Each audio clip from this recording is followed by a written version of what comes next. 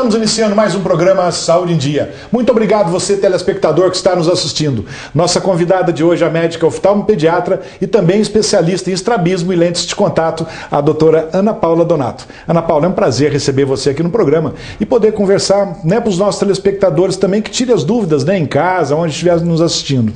Obrigada pelo convite, ficarei feliz em esclarecer algumas coisas aqui para vocês. Ana Paula, antes de iniciarmos nossa conversa, eu gostaria que você explicasse um pouquinho para os nossos telespectadores, então, oftalmopediatra. Então, seria uma médica, nós entendemos, mas eu gostaria que os nossos telespectadores também entendessem, a sua especialidade. Eu fiz oftalmologia geral. E atualmente, depois da oftalmologia geral, eu fiz uma especialização em oftalmopediatria, que é em problemas específicos de criança. Então, e estrabismo também, porque o estrabismo existe congênito, que a criança nasce com ele, alguns tipos adquirem assim com 2, 3 anos de idade, e tem os adultos também com estrabismo. Mas a oftalmopediatria, particularmente, porque existem os erros, as conjuntivites comuns, como a conjuntivite neonatal, existem os problemas oftalmológicos, como obstrução do canal lacrimal, algumas coisas que são peculiaridades das crianças. Então por isso a oftalmopediatria, não é isso? Ana Paula, quais seriam assim os sintomas que poderiam indicar algum problema na criança, que assim de alerta que seriam para os pais? O que chamaria atenção, o que os pais precisam ficar atentos, o estrabismo é um deles, Então, assim que for os pais observarem algum tipo de estrabismo, é importante procurar um oftalmologista especialista nisso. A criança que se aproxima muito da TV, do caderno para desenhar, para colorir. As crianças que não conseguem se manter concentradas por longos períodos em leituras ou atividades que exijam a visão, E também quando a criança franze muito a testa e fecha os olhos para conseguir enxergar. Quer dizer, às vezes não pensar que a criança às vezes não quer estudar, não quer ler, às vezes tem algum problema e a criança acaba dispersando, não é verdade? Sim, algumas crianças que queixam também de cefaleia, é importante fazer um diagnóstico diferencial, ir ao oftalmologista e descartar a hipótese de algum grau, alguma coisa, uma correção óptica que seja necessária. Ana Paula, como você falou de ir ao oftalmologista, então os pais que estão nos assistindo, a partir de que idade você acha que os pais já devem começar a levar ao oftalmologista seus filhos? É recomendado que a primeira avaliação seja feita antes dos 6 meses de idade para ver se a anatomia do olho está tudo bem. Se a criança não tem uma catarata congênita, se a retina está tudo bem, o nervo óptico. Aí nessa primeira avaliação seria feita a avaliação da anatomia como um todo para a criança ver se a criança está apta para conseguir aprender a enxergar. Porque a criança não nasce sabendo enxergar, ela recebe um estímulo e assim ela aprende a enxergar, como ela aprende a andar, engatinhar, a falar. E depois seria interessante uma segunda consulta com 3, 4 anos de idade, para a gente avaliar grau do olho. Porque existem algumas crianças que nascem com um grau alto num olho e sem grau nenhum no outro. Só que a criança não sabe que ela não enxerga, ela vai não sabe diferenciar disso e os pais também na não. pré-alfabetização. Então é importante que isso seja diagnosticado precocemente, seja corrigido o erro óptico, através de óculos, para que a criança, como tem um período de desenvolvimento visual que vai do 0 aos 7 anos, é importante que ela receba um estímulo visual adequado, para que esse desenvolvimento visual seja adequado. Ana Paula, vamos falar um pouquinho de ambliopia? O que vem a ser? Explicar para os nossos telespectadores? Ambliopia também é conhecido como olho preguiçoso. O que é isso? Alguma coisa faz com que a criança não desenvolva a visão de forma correta, E aí aquele olho não envia imagem, não tem um estímulo adequado e o cérebro interpreta como um olho preguiçoso. O que pode causar ambliopia? O estrabismo, quando a criança usa um olho e não usa o outro, aí o olho que ela entorta, o cérebro deixa de receber a visão daquele olho. O que pode? A diferença de grau entre um olho e outro, quando um olho tem um grau bem mais alto que o outro, aí ela vai enxergar melhor com o olho Vamos dizer assim, isso. Né? Catarata congênita unilateral também seria um dos casos. Então, por isso que é importante uma avaliação precoce para descartar qualquer tipo de problema, né? o desenvolvimento visual adequado. E nesse tipo de tratamento, digamos assim, do olho preguiçoso, qual seria o tratamento?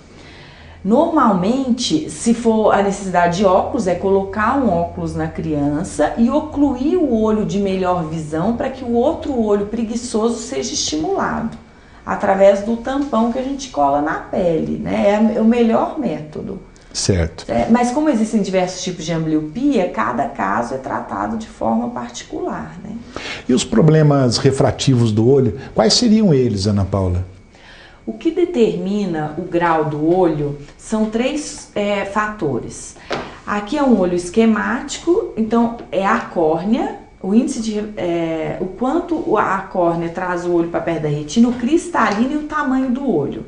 Tá. Então, por exemplo, um olho de tamanho adequado, o raio incide e passa pela córnea, pelo cristalino e incide na retina. Esse olho não tem grau. Certo. É chamado emétrope, tá? O míope é quando é um olho um pouquinho maior ou quando a córnea um pouquinho mais curva e o cristalino também, o feixe de luz fica na frente da retina, tá? Tá certo. E aí a dificuldade é para a pessoa enxergar para longe. Para longe, né? Já o hipermétrope, que significa olho pequeno, a imagem é formada atrás da retina. Então ele tem um fator de acomodação através do músculo ciliar, onde ele altera o cristalino. O cristalino através da força de acomodação, ele faz com que alguns raios de luz cheguem até a retina. Isso nos hipermétropes baixos. Certo. A criança, normalmente, ela nasce com uma hipermetropia fisiológica, normal, de 2 a 3 né? anos, E porque depois ela tem um olho corrige. pequeno, exatamente. A hipermetropia fisiológica, à medida que a criança vai crescendo, o olho também cresce e aí essa hipermetropia diminui, tá? Certo. Já a miopia significa olho grande e normalmente ela aparece com 7, 8 anos, que é quando a criança tem um estirão de crescimento e também tem um aumento do diâmetro antero-posterior do olho. Tá certo. Então o olho cresce e aí faz com que as pessoas geneticamente determinadas, elas passam a ter miopia. Ok. Certo? Ana Paula, uma curiosidade só. Por exemplo, uma família que ou o pai ou a mãe tem algum problema de visão, né, tipo miopia, a criança tende também a ter ou não tem nada a ver? Sim, os erros refrativos são geneticamente determinados. Então é importante para essas famílias, né, que alguém tem algum problema, já começar a cuidar dos seus filhos desde pequenininho, já levar... Isso, principalmente né, os pais que têm alto grau, né, seria interessante.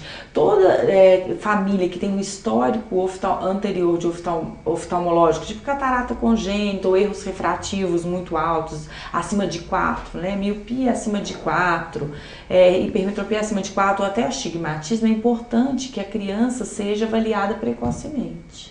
Isso é muito bom. Então, só um alerta, né, para os pais que estão nos assistindo. Ana Paula, nós vamos fazer um breve intervalo e já voltamos com o programa Saúde em Dia.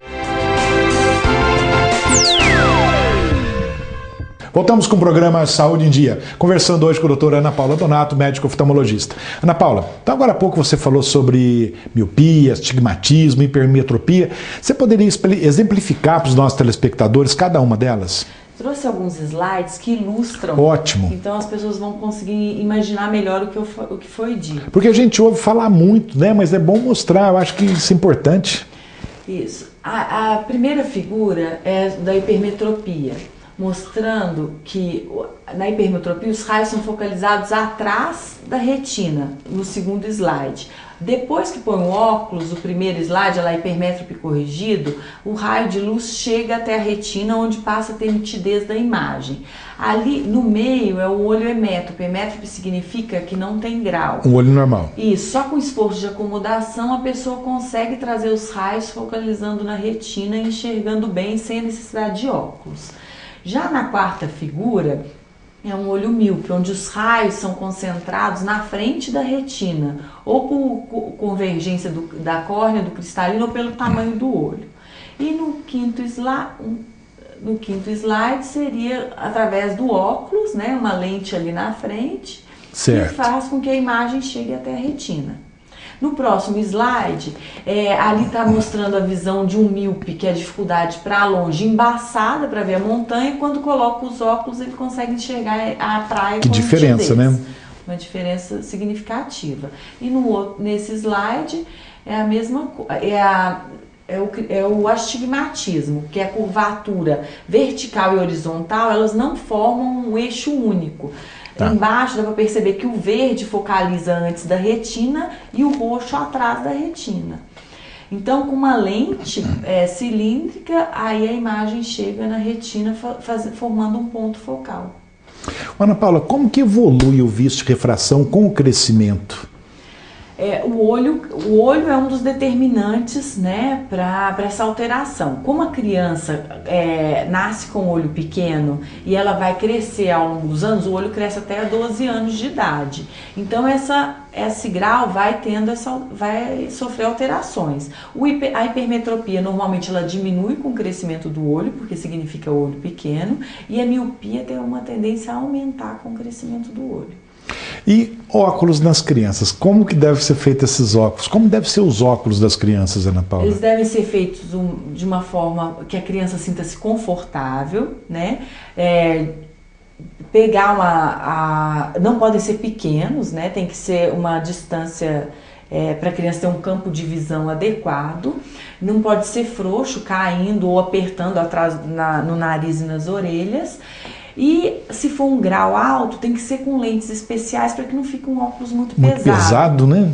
E existem óculos tipo com acrílico, né? A Trivex, lentes Trivex ou policarbonato, que elas são lentes que dificilmente quebram. Isso traz que uma para criança é muito bom, né? Isso. Só que o policarbonato tende a riscar mais, mas ele também tem proteção contra os raios solares. Então, a criança, ao mesmo tempo que ela está usando óculos, ela está tendo essa proteção dos raios solares também.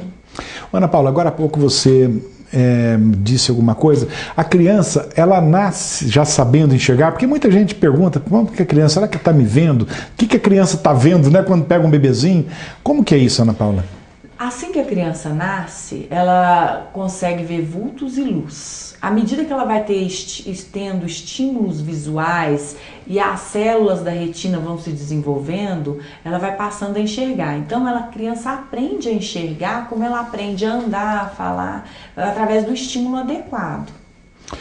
E vamos falar um pouquinho do teste do olhinho? Como que é? É por isso que o teste do olhinho é muito importante, porque para a criança aprender a enxergar, ela tem que ter os meios do acórneo cristalino transparentes para que ela receba o estímulo visual adequado. Tá. Então, o que vem a ser o teste do olhinho? É uma luz que incide no olho, né, através de um oftalmoscópio direto, e essa luz tem que conseguir ultrapassar a córneo cristalino, chegar na retina e refletir, voltar, formando o reflexo luminoso. Então, por que o teste do olhinho é tão importante? Ele é feito pelo pediatra antes da alta hospitalar. Então, nos primeiros dias então, de nascimento. Antes da alta hospitalar, né, nos primeiros dias de nascimento. E aí, se for detectado alguma anormalidade, é encaminhado para o oftalmologista. Qual a anormalidade que pode ser encontrada? Pode ser uma opacidade na córnea, pode ser uma catarata congênita, pode ser uma lesão na retina, que faz com que esse reflexo não seja adequado. Então esse teste do olhinho, então, é super importante, tem que ser feito em todas as crianças, né? Isso, todos recém-nascidos, né? De junho de 2010, todos os planos de saúde cobrem para que seja feito esse teste do reflexo vermelho. Ana Paula, vamos falar um pouquinho de retinoblastoma? Pode ser? Pode. O retinoblastoma é um câncer, né, infantil. Ele é originário das células embrionárias da retina, então normalmente ele aparece em criança com menos de 4 anos ou de 2 anos. Tá? Ele pode ser uni ou bilateral e pode, se tiver na família, pode ser hereditário ou não. Se for hereditário, ele tem uma herança dominante, então, e normalmente ele é multifocal e bilateral, tá? Se for de origem hereditária. Então, se houver história familiar de retinoblastoma, todas as crianças que nascerem nessa família têm que ser examinadas. Tem que ser examinada, né?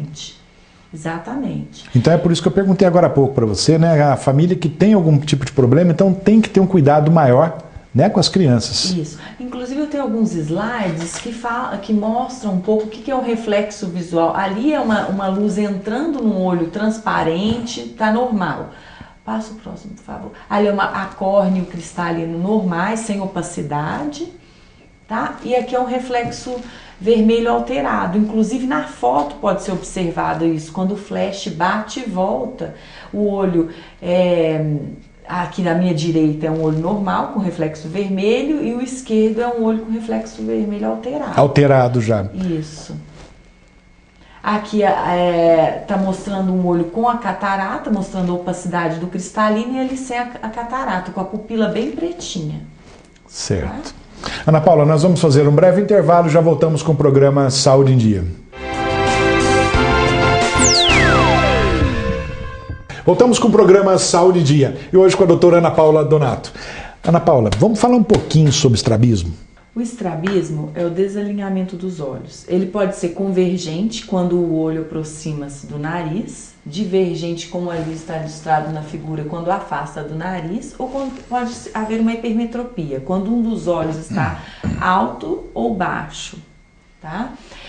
Qual que é a importância do diagnóstico precoce do estrabismo? Porque quando os olhos estão alinhados, a imagem que a gente vê, ela chega dos dois olhos, ela chega de forma na retina da mesma forma, então o cérebro funde essa imagem. Então são dois olhos enxergando apenas uma imagem. Uma imagem só, né? Sem distorção. Quando tem o desalinhamento dos olhos, no caso o estrabismo, o cérebro anula a visão de um dos olhos e pode gerar ambliopia. Certo. Então é muito importante que assim que for diagnosticado o estrabismo, os pais procurem um especialista. E, para começar, né, a correção desse estrabismo. E tem correção, né, Ana Paula? Sim, pode ser através de óculos ou através de cirurgia. Ana Paula, quando que se deve começar a prevenção dos problemas oftalmológicos da infância? Logo na gestação. Logo na gestação? Isso, então olha exatamente. Só, quem está nos assistindo como é importante, né? Vou exemplificar o que eu falei. Se a mãe pega toxoplasmose durante a gestação, a criança provavelmente vai ser portador de toxoplasmose congênita. O que a mãe tem que fazer para que ela não pegue a toxoplasmose durante a gestação? Ela precisa de não ingerir carnes mal cruas ou mal cozidas. As pessoas que nunca tiveram contato com toxoplasmose, é indicado que elas nem manipulem a carne crua. Tá? E lavar muito bem verduras e legumes. A dica, né? Isso é importante, né, Ana Paula? Ana Paula, vamos falar um pouquinho sobre os mitos, né, em pediatria, oftalmologia pediátrica? Claro. Que eu acho que isso é importante, né? O que você comenta? Quais, assim, aqueles que você acha mais interessante para comentar com os nossos telespectadores? Leite materno trata conjuntivite? Não, gente, não trata conjuntivite. Então não adianta pingar leite materno no olhinho da criança. Pingar no olho que não vai resolver nada, né? Vai sujar, né? Isso. Normalmente a conjuntivite, a irritação ocular que dá nos primeiros dias pode ser pelo colírio de nitrato de prata. E essa irritação, ela vai cessar normalmente com o passar dos dias. Que é aquele colírio que coloca quando o nenenzinho nasce, não é isso? Isso, exatamente. É o método de Credé para evitar a infecção gonocócica, né? E tem também os outros tipos de conjuntivite, que são por clamídia, vírus ou bactérias, que eles precisam de colírios específicos, não é o leite materno que vai tratar. Pelo contrário, se não cuidar, a tendência é piorar só o quadro, não é isso, Ana Paula? Exatamente. Outra coisa que as pessoas têm dúvida é se longos períodos na frente do computador ou na televisão com joguinhos de videogame. Se isso atrapalha a visão, não atrapalha a visão. O que é importante é que a criança ou adolescente faça um descanso, ou então tem atividades ao ar livre, mas isso não faz com que a pessoa enxergue mal, ela pode ter um cansaço, mas não impede. Então vamos pensar assim, num computador que hoje em dia é computador, videogame, celular, né, joguinhos. Quanto tempo é o ideal para uma criança ficar, ou mesmo um adulto, ficar na frente de um computador e para fazer uma pausa, para fazer um intervalo? Isso daí depende de cada pessoa, né? Mas a gente orienta que a cada 1 hora que a pessoa fique concentrada ou fazendo esforço de acomodação para enxergar para perto, ela descanse. Faz um intervalo, vai tomar né? uma água, faça um intervalo para que ela não tenha aquele cansaço por estar longos períodos na frente do aparelho. Ana Paula, vamos comentar um pouquinho então sobre a obstrução congênita, né, do ducto nasolacrimal? Eu tenho até uma imagem aqui para que eu possa explicar melhor sobre a obstrução. A gente tem uma membrana, esse daqui é o saco lacrimal que desemboca no nariz, tá? Certo. Existe uma membrana nasolacrimal que ela desobstrui nos últimos períodos, quando a criança está para nascer, ou durante o parto, ou nas primeiras semanas após o parto. Em alguns casos, quando essa membrana não se rompe, aí tem a obstrução do canal lacrimal, que é como que a mãe vai observar isso? Através de lacrimejamento e secreção de um ou dos 2 olhos. Certo. A maior parte dessa obstrução, ela tem cura espontânea até 1 ano de idade. 95% dos casos tem cura espontânea. Isso é muito bom, né? Mas se não tiver cura espontânea até 7, 8 meses, a gente orienta que procure um oftalmologista para que seja feita a sondagem. O que vem a ser a sondagem? A criança passa a ser sedada e com um instrumento próprio a gente rompe essa membrana para que a criança pare de lacrimejar e ter infecções de repetição. Porque que acontece? Como não tem vazamento e a drenagem da lágrima, as células mortas, a secreção fica retida no saco lacrimal, certo, e a bactéria da pele contamina, então fica aquela... Facilita a contaminação, né? Exatamente. Ana Paula, vamos falar um pouquinho de retinopatia da prematuridade? Pode ser? Hoje em dia, como os bebês pequenos os pré-termos estão sobrevivendo, né? Então a retinopatia da prematuridade está muito comum. Qual é a faixa de risco? Crianças que nascem com menos de 34 semanas de idade gestacional, com menos de 1.500 gramas e que foram submetidas a mais de 20 dias de oxigenoterapia. Tá certo. Então, essas crianças elas têm que ser avaliadas com 4 a 6 semanas de vida para ser diagnosticado, para ver se há o problema da retinopatia da prematuridade, para que sejam tratadas.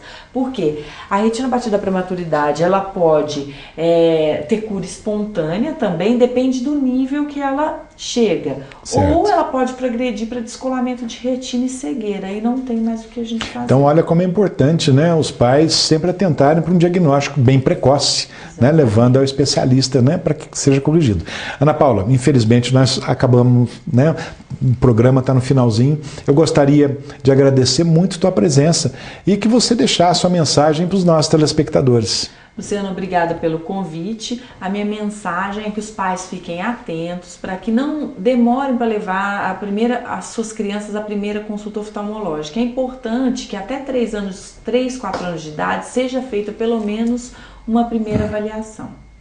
Ana Paula, mais uma vez, muito obrigado. Chegamos então ao final de mais um programa Saúde em Dia. Fiquem com Deus e até a próxima semana.